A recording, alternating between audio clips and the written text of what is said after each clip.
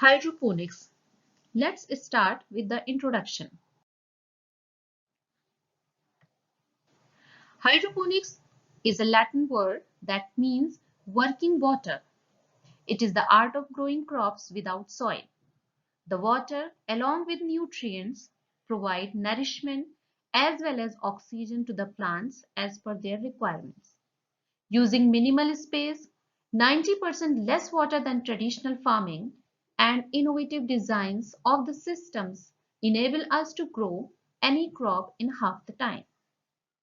When a plant is grown in soil, its roots bind the soil particles for support and search for nutrients, while in hydroponics, the inert media helps in support and nutrients-rich water helps root to absorb nutrients without exerting energy in sustaining itself.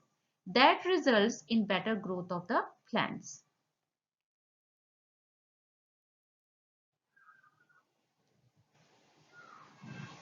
Now, coming to the other section, why do we should grow crops hydroponically, or what are the benefits of having hydroponics? Number one, hydroponics is soilless culture, so you don't need any kind of soil to grow your crops. Number two, it conserve and recycle water, so with minimum amount of water availability, you can grow your crops. Number three, you don't need any fertilizer as well as pesticide, so it is completely pure vegetables. System can be arranged anywhere. If you want to grow your crops indoor, you can do that. If you want to grow your crops outdoor, you can do that too. So it doesn't need much space, and you can grow any crop anytime. So you don't need under control conditions.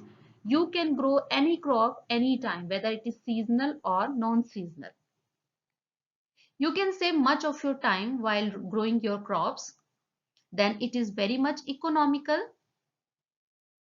and you don't need much manpower to grow your crops. So there are so many more benefits if you are going to grow your crops through hydroponics.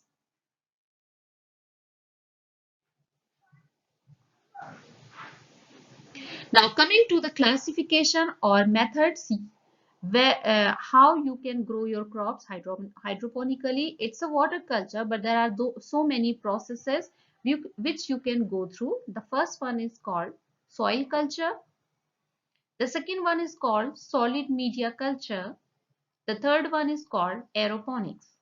Under solution culture, we have two more techniques. Number one is circulating method, which is the closed system.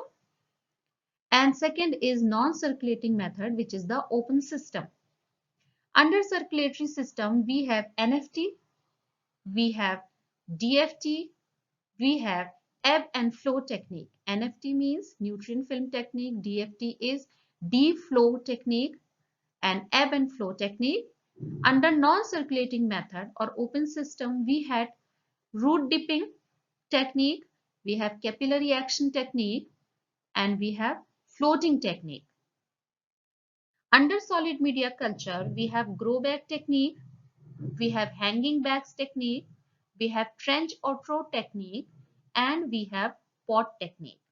Then coming to the last one, aeroponics. Under that, we have two more techniques. Number one is fog feed technique, and number two, it is root mist technique. So all these techniques we are going to study in detail in the upcoming chapters, which is only based on classification of hydroponics.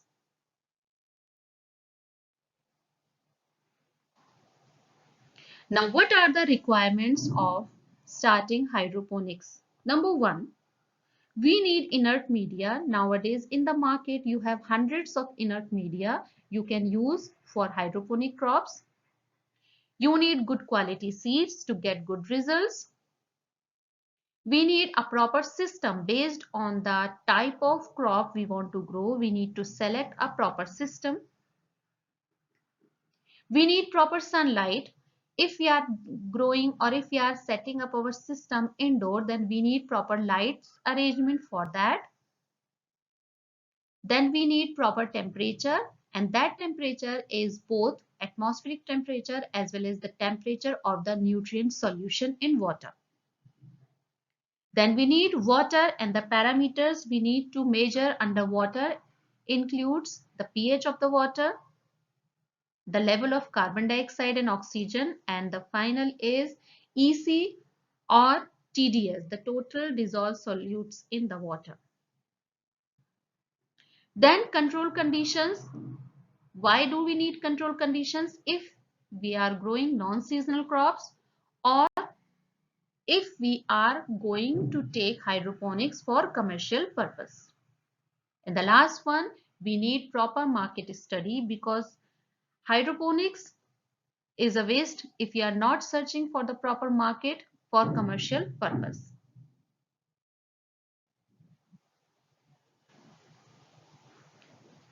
Now, this is the last slide of this chapter, which is talking about things to decide before starting hydroponics farming. So it is not a small thing that you are growing crops through hydroponic media. So you need to decide so many things before. The first very important thing is, why do you want to grow your crops hydroponically? So what do you want to be? The second is, it's important that based on what do you want to be, you need to set your goal and mission. The third thing, you have so many considerations before planning hydroponically. And then what are the characters of our successful hydro growers? So who you want to be? Based on that, there are four categories. Whether you want to be a hydroponic hobbyist, that means only for your hobby you are growing your crops hydroponically, or you want to be a growing gardener, or you want to be a budding entrepreneur, or finally you want to be a commercial hydro grower. So based on these four categories, you need to set your goal and mission.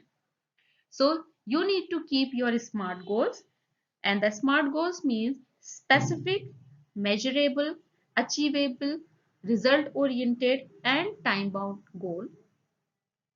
Second important thing, based on the crop, what kind of crop or what kind of market you are supporting or you are going with, you need to select the technique. The proper technique is very important. Or what kind of market you are targeting, whether you are targeting a supermarket, or just it is for your family, or it is for the bigger market, or maybe the restaurant. Based on that, you need to set your goal as well as mission. That's very important thing you need to decide well in advance. Now you need to consider so many factors. Number one is definitely it is the cost of the system and the labor. How much everything is going to cost you. Then what are the resources you need and what are the efficiency of those resources. Now third thing is system completeness. Whether you have all the equipments which complete your system. It should be available well in advance.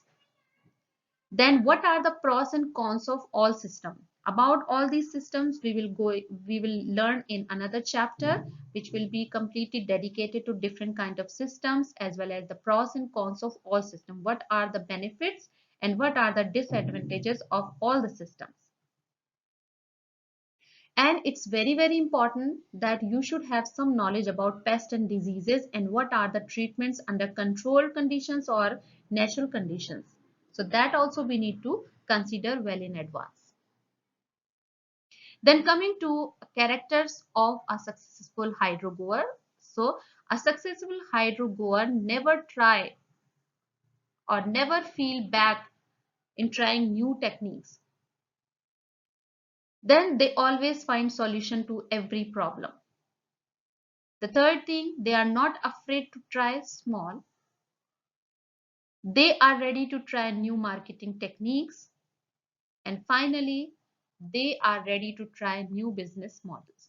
So this is all about introduction of hydroponics. And inshallah, next chapter we will study or we will come to know little bit about the history of hydroponics, how it started, and from that time till now how hydroponics is supported by different countries and it is very much beneficial to everyone, whether the people are living in metropolitan city or in the very remote area, how they can grow their crops hydroponically. So thank you very much.